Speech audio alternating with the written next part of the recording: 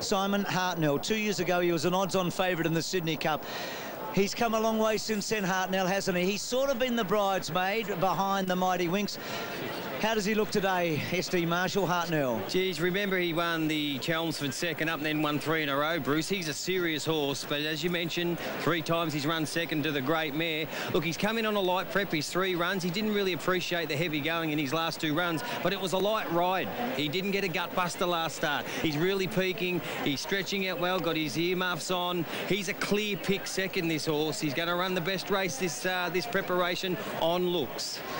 Jessica Escaferic, he hasn't put in a bad run in Australia. I think the conditions will suit him better today. And he is absolutely strutting around this mounting yard. He's really full of himself, really ready to go, this horse. His last couple of runs have been good. He's bringing good form in here, arguably better over 2,000 metres. Small query is he hasn't won for a rather long time. Happy clapper, Simon. He was 3rd last year, 2nd in the Doncaster last year. Placed again this year, and he ran in the Cox Plate. Yes, Mackie, he's a beautiful horse, and one thing for sure, he's going to back up 7 days later. I think he's going better than he was last year, so they're great signs for him. You know he can carry the weight for age here. He carried 59 kilos at Newcastle to win before his placing in the Doncaster last start. Go happy, clapper. The United States, well, Ollie rides. He's won 5 of these, has Ollie. This horse was favourite in this race last year. Yeah, that's for sure. He's presented very well, the United States, and I can't help but think that he's absolutely peaking for this run. Now, he needs to lift because his 3 runs have been okay. He seems to have had every chance. Hartnell came from behind him last start and went past him to beat him, but it's the drier track that he's really going to thrive on and love. He's tightened up too, and he's pretty good. He looks very, very well for him. He always sweats up in the flanks there a little bit, but yeah, he's going to run super. Gee, doesn't he look a treat, Simon? He's certainly keen and on his toes. Now, he is an entire by Galileo, so will he stand at stud?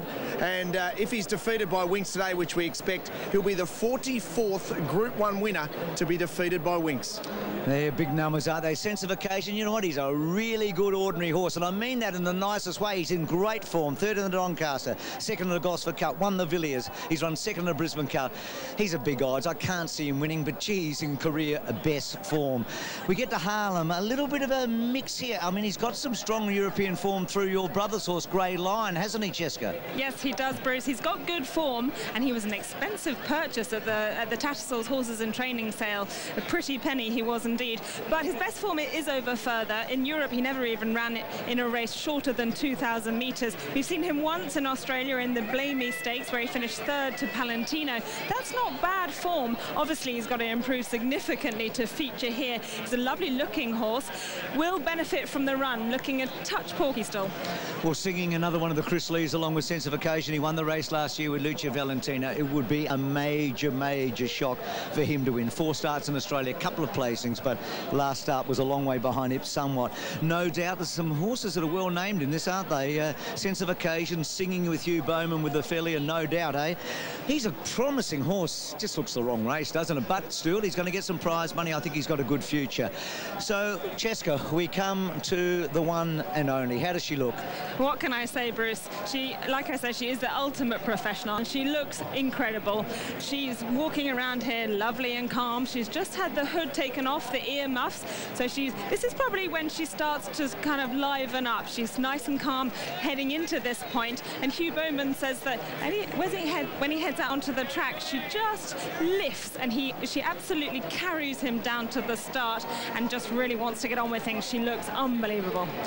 Well, Richo Deb Capitas, of course, so we know her so well. I reckon I know what she's wearing. She's with you right now. And we got that right, Bruce. We know what you're wearing today, Deb, and it looks a treat. You're looking after this very lucky charm. What's going through your mind at the moment?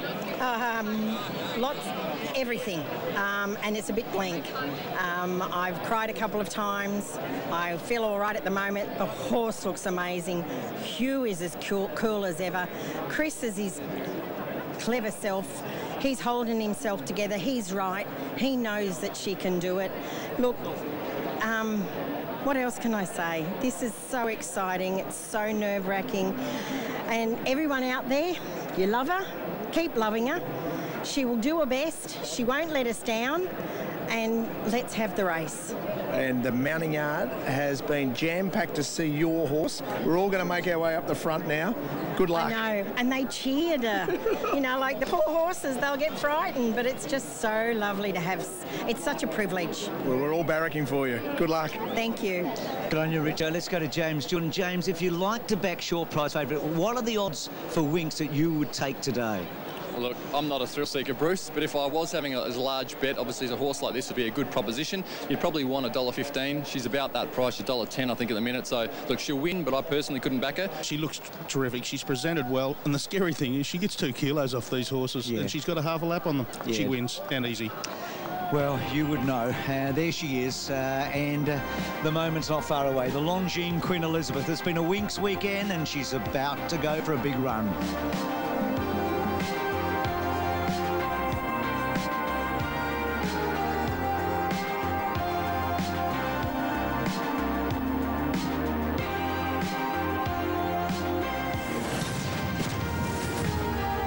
No real mover here, Bruce, but to give you an idea, I've never seen anything like it.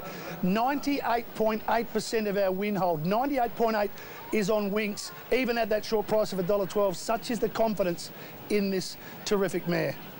98.8, eh? So a shot of the adoring crowd here at Royal Randwick. And for many of them, Pete, this is the horse they came to see. I mean, lots of them. And speaking of one queen to another, eh? Michelle Payne, our Melbourne Cup heroine, Prince of Penzance, looking absolutely gorgeous. It's great to have Michelle here on a day like today. Most definitely, and there's not too many days on a racetrack where Michelle Payne and Gay Waterhouse would be overshadowed by another female. No, absolutely, but it's fair to say they are, but they're in good company, aren't they? Most definitely. Like, this is the best turf horse in the world, arguably the best horse in the world, and we've got her here in our backyard. You know, what a great thrill for Australian racing. It is. I mean, it transcends the sport to both Cheska and Simon. You've gone from the mounting yard. You're not far from us right now. Just some final thoughts. Well, the speed's going to be the key with just the 9 runners here. Winx is drawn perfectly in barrier 3. Ex-Ace Ferric's drawn inside her in 2. You'd think he'd come back and just settle off her. And Hartnell's drawn barrier 1. He'll probably want to come back and just follow Winx as well. It's what's going to lead in this race, which intrigues me. It'll be no doubt down the bottom, number 8, and also Singing. Also will roll forward, Cheska. And it's no surprise that we have all gone for Winx to win this.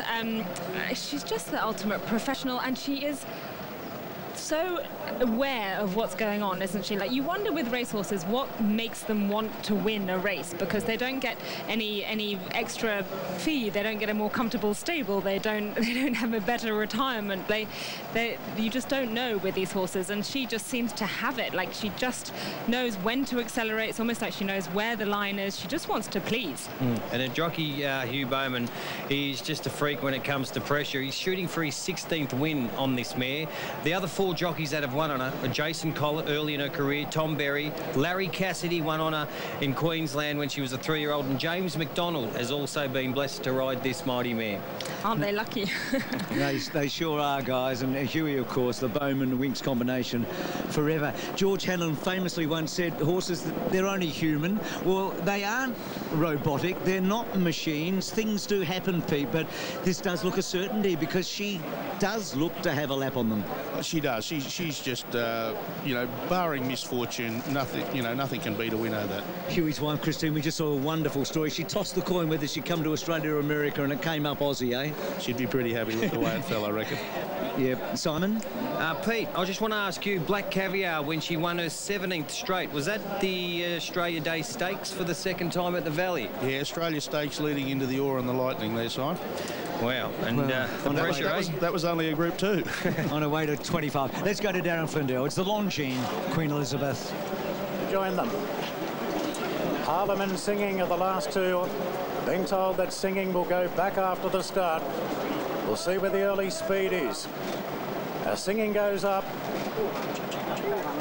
And they're all set now. This is it, the grand final of Australian racing, the Queen Elizabeth Stakes. racing. And Winx jumped as well as anything. Hartnell jumped well off the inside, but no doubt's pushing on from the outside. Happy Clapper's going forward as well, so it's no doubt. And Hartnell in the early stages, and Happy Clapper goes into third. The United States improving. Winx jumped well, but Bowman happy to let her drift back now on the outside of Excess Ferry. A length for the back to Sense of Occasion. Then Harlem and Singing's been taken back to last. It's no doubt in front, but Hartnell's punching through on the inside, 3/4 away. The United States up on the outside. Happy Clapper just being eased out of that battle, back into fourth. 3 lengths further back to the mighty mare Winx. She sits on the outside of Excess Ferry. Then Sense of Occasion from Harlan, and Singing is the last one. So no doubt the real roughie of the field leads from the United States in the money last year, and it's found its position in second. Hartnell third, a length off to Happy Clapper. 2 further back to Winx, just shading Excess Ferry. Then Sense of Occasion from Harlem, and Singing is the last one. They're running along at even splits. 1,000 metres out, no doubt in front by a length and a half to the United States. Hartnell a lot closer in the run today. Looks as though Doyle's coming off the fence on Hartnell. He is. He's put the United States 3 deep, so there'll be no hard-luck stories for Hartnell today. Then Happy Clapper. Winx is out 3 wide. She's starting to inch a little bit closer on the outside of Excess Ferry. Then Sense of Occasion Singing, and Harlem's back last, no doubt in front. Hartnell, he's having his 7th clash with the great mare today, and Doyle's the first to make the move on Hartnell. Gets a length in front of the United States, but here she comes around the field of Winx. Bowman hasn't moved a muscle. Doyle has on Hartnell. Here she comes, Winx. Moves up on the outside of Hartnell. Then the United States and Happy Clapper. But away she goes now, Winx, in the Queen Elizabeth Stakes. She's put 2 lengths on Hartnell. Then Excess Ferry. Sense of Occasion. She's racing royalty, this mare. There's 17 in a row. The grandstand shaking. She wins it by about 4.5 to Hartnell. Sense of Occasion third. The United States fourth. Followed then by Happy Clapper. Good margin back to the other quartet. Excess Ferry, no doubt. Harlem and Singing's last in. Oh, Pete, what a great occasion. I mean, it didn't let anyone down. Hartnell gave it his shot, and she was up for the challenge, wasn't she? Makes the hair stand up in the back of your neck. That's greatness. We've witnessed it. We're here. We're very lucky, Bruce. We sure are. I mean, Huey was so confident. He actually asked her over the last 200. He really wanted an effort from her today, didn't he? Well, he did. Doyle put the pressure to her early in the before the turn and made her sprint 600. She's only been working home the last 200 or 300, but today she sustained a long run. She was just still way too good. Cheska and Simon, it was a race for the ages. I mean, when Hartnell went up, it was a little like the Cox Plate, wasn't it, back at Moonee Valley? Hartnell did his absolute best. He went forward, which was a bit of a change of tactics there, and Winx settled very nicely just in midfield. Huey always very careful to keep her off the fence, never get her into any traffic, just wants clear running room, and he just asked her for a little bit of effort. Up she sauntered, and then just gave her a little tap behind the saddle to keep her going, but she really didn't need it, did she? What I loved about Hugh Bowman's ride on her, from barrier 3, he stayed 3 wide early until the United States finally fitted in. He was following Happy Clapper. Hartnell was bowling along nicely, and he popped off the fence and said, okay, I'm riding the percentages. And then he gained that 2-length advantage where she had that beautiful clear air to breathe and get into a nice rhythm. He gave her a dig at the 650 because he could see Doyle stoke up Hartnell, so he wanted to be on his girth. He dropped off the United States very quickly. When Huey tucks the elbows in when he straightens up, and then he just sits down lower and feeds her reins, that's what she loves. She gets in on that outside rein a little bit because she's going that quick. She wants to run to the rail and half give him a little bit of a bear bump play on as she goes straight past them and smokes them. Then when she gets to the 100, she puts 4, 5, 6 lengths on them like a superstar that she is. It was great to see a few of those jockeys actually ride to take her on too, not just looking after themselves to run second there. Like James Doyle got stuck into Hartnell and made a race of it. He beat it for a short time, but at least they were riding a competitive race to try and beat it. They weren't worried about running second, and that adds to the theatre and adds to the greatness.